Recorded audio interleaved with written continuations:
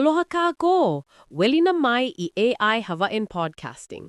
He wahi e mahalo ai I ka leo o nā kupuna. E ka ana laikai I ka ike, ka mo'olelo a me ke aloha no ko kāku nohona Hawaii. O wau o Ipo. A wau o Keoki. Mahalo no hui I ka hopili ana mai.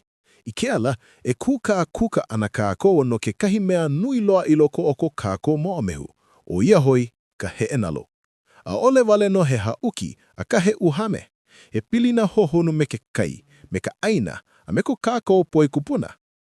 Ai Keoki, nui ka poe I ke au e noono he hauki wale no ka heʻe nalu, aka I ka wā kahiko he ano pule kela.